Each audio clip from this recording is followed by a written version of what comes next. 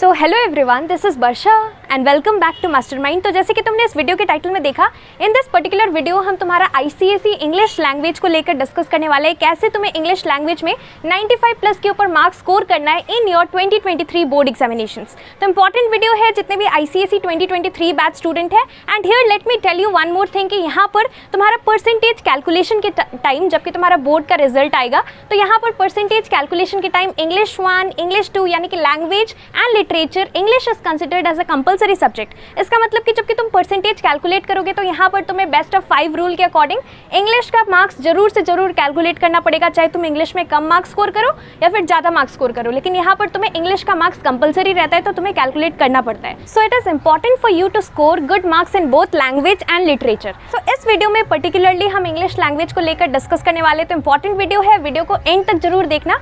So let's start with the video.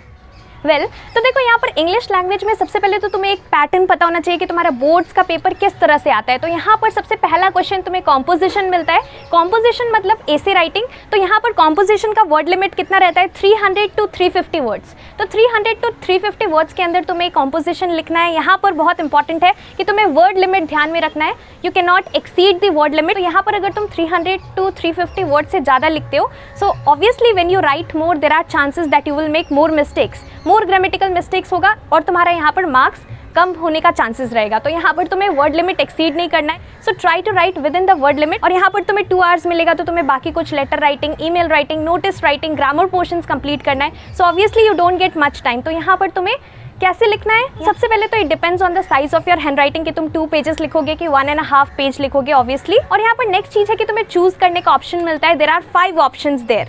5 topics रहता है। Out of these 5 topics तुम्हें कोई भी एक पर्टिकुलर टॉपिक पे कॉम्पोजिशन लिखना है। तो यहाँ पर डिफरेंट टाइप्स का कॉम्पोजिशन मिलता है, like your narrative type, descriptive type, argumentative, essay, and then you get picture based composition, story writing. तो यहाँ से out of these 5 types of topics तुम्हें कोई एक सेलेक्ट करना पड़ता है। तो यहाँ पर तुम्हें कौन सा सेलेक्ट करना चाहिए डेफिनेटली डिपेंड करता है, तुम्हें टॉपिक देखना है। तो यहाँ पर जो टॉपिक के लिए तुम्हारे दिमाग में ज़्यादा पॉइंट्स हो, तुम्हें वही पर्टिकुलर टॉपिक को चूज करना है। प्लस इसके साथ साथ यहाँ पर अगर तुम डिस्क्रिप्टिव या फिर नरेटिव टाइप लिखते हो तो यहाँ पर तुम्हें ज़्यादा मार्क्स मिलता है as compare to your story writing and picture based question. तो यहाँ पर डिपेंड करता है कि तुम्हें कौन सा ऐसे करना है। डेफिनेटली तुम कोई भी कर सकते हो, जो भी तुम्हारे दिमाग में ज़्यादा पॉइंट्स हो जिस पर्टिकुलर टॉपिक के लिए। बट यहाँ पर डिस्क्रिप्टिव टाइप या फिर नरेटिव टाइप, इसमें ज़्यादा तुम स्कोर कर सकते हो। That is really scoring. Now let me suggest you a good book for your ICSE English Language Board preparations. So this is the EduCart 2-in-1 guidebook for your ICSE English Language Board preparations. So this will help you to do effective preparations for your board examinations for 2023.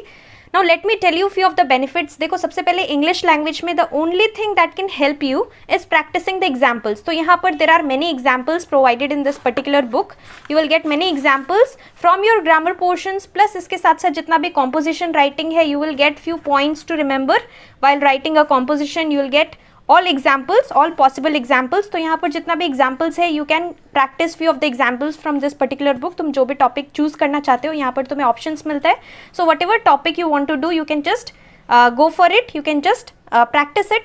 Plus इसके साथ साथ जितना भी grammar portions है, all important PYQs are provided and you already know the benefits of doing the PYQ questions. तो जितना भी PYQs होता है, previous year questions, that is really important for your board examination. उस टाइप का questions जो होता है, ज़्यादातर chances होता है कि similar questions you might get this time also. Grammar portion से जितना भी important PYQs है, सारा important PYQs are provided. Plus इसके साथ साथ best thing is that यहाँ पर तुम्हारा जो official specimen paper है, official specimen paper is also solved. So definitely you can go for this particular book. और यहाँ पर तुम्हें 4 self assessment papers भी मिल जाएगा. That will help you to do your preparations effectively. So you can definitely go for this particular book. This is the EduCart book और मैंने इस particular book का link नीचे description box में दे रखा है. There are multiple books available. So don't forget to check it out. Next is letter writing. तो लेटर राइटिंग में 2 टॉपिक्स मिलेगा, फॉर्मल लेटर होगा, इनफॉर्मल। यहाँ पर 2 टॉपिक्स मिलेगा। यहाँ से आउट ऑफ दीज 2 टॉपिक्स तुम्हें एक चूज करना है। तुम फॉर्मल भी कर सकते हो, इनफॉर्मल भी कर सकते हो, लेकिन कुछ पॉइंट्स है जो कि तुम्हें ध्यान में रखना है। यहाँ पर लेटर राइटिंग के लिए इंपॉर्टेंट है कि तुम्हें दोनों का फॉर्मेट देख के जाना है। जो भी टॉपिक तुम्हें रेलिवेंट लगे, जो टॉपिक में तुम अच्छे से लिख सकते हो, तुम्हें वो टॉपिक चूज करना है अपने लिए। So this is important. Format यहाँ पर तुम्हें दोनों का पता होना चाहिए, चाहे वो फॉर्मल लेटर हो और informal, that is really important. After that यहाँ पर तुम्हें 5 मार्क्स का नोटिस एंड ईमेल राइटिंग मिलता है, 5 marks notice writing, 5 marks email writing. तो ये भी तुम्हें अच्छे से पैटर्न देख लेना है, फॉर्मेट देख लेना है, क्या फॉर्मेट रहता है नोटिस का और ईमेल का। प्लस इसके साथ साथ यहाँ पर और एक इंपॉर्टेंट चीज़ है कि तुम्हें ज़्यादा टाइम वेस्ट नहीं करना है notice writing and email writing में, बिकॉज ये 5 मार्क्स का ही होता है, पर ज़्यादा टाइम तुम्हें स्पेंड करना है ऐसे में, कॉम्पोजिशन अच्छे से लिखना है। And when you are writing the composition you have to divide it into 3 paragraphs. बहुत इंपॉर्टेंट है तुम्हें introduction, body and conclusion, so 3 parts में तुम्हें अपना एसे को डिवाइड करना है। लेटर राइटिंग को भी यहाँ पर 3 पार्ट्स में डिवाइड करना है, introduction, body and conclusion.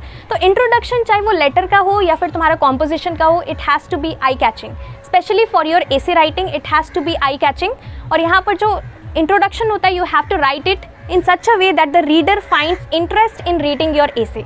So it is said that your first impression is your last impression. तो बहुत इंपॉर्टेंट है कि तुम जब फर्स्ट पैराग्राफ लिखोगे, इंट्रोडक्शन लिखोगे अपना कॉम्पोजिशन राइटिंग का, it has to be very interesting. So notice email 5 marks का, लेटर तुम्हारा 10 मार्क्स का रहता है और यहाँ पर कॉम्पोजिशन तुम्हारा 20 मार्क्स का रहता है। तुम्हारा नोटिस एंड ईमेल के बाद कॉम्प्रिहेंशन रहता है। कॉम्प्रिहेंशन एक पैसेज दिया रहता है, तुम्हें उसे रीड करके उसके बेसिस पे कुछ क्वेश्चंस रहता है, वो सारा क्वेश्चंस तुम्हें लिखना पड़ता है। So when you are doing the passage make sure that यहाँ पर तुम्हें जो भी आंसर्स है डायरेक्टली वो जो तुम्हारा पैसेज दिया है वहाँ से कॉपी नहीं करना, you have to make your own answers, just directly simply just don't copy it from the passage that is given to you, that is really important. और यहाँ पर प्रेसी राइटिंग रहता है, जो कि लास्ट क्वेश्चन तुम्हारा कॉम्प्रिहेंशन का रहता है, वो तुम्हारा प्रेसी राइटिंग रहता है। In not more than 50 words you need to write the summary.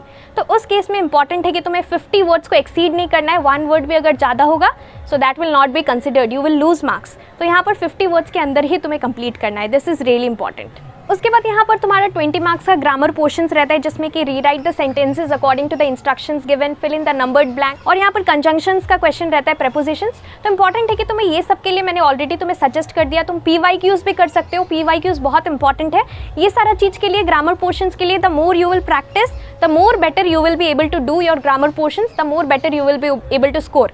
तो इंपॉर्टेंट है कि तुम्हें ग्रामर पोर्शंस के लिए क्या करना है, PYQ सॉल्व करना है, प्लस मैंने तुम्हें बुक भी सजेस्ट कर दिया, that book will help you to score good marks.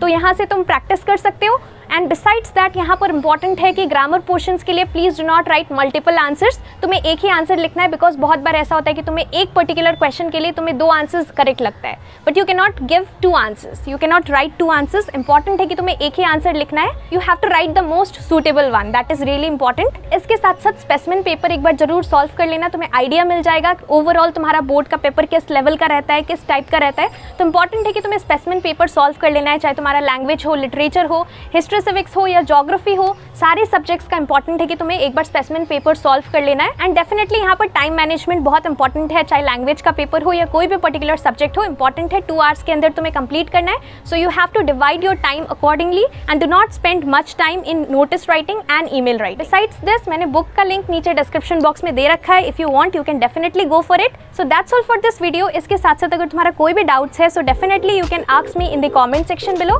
Thank you so much for watching.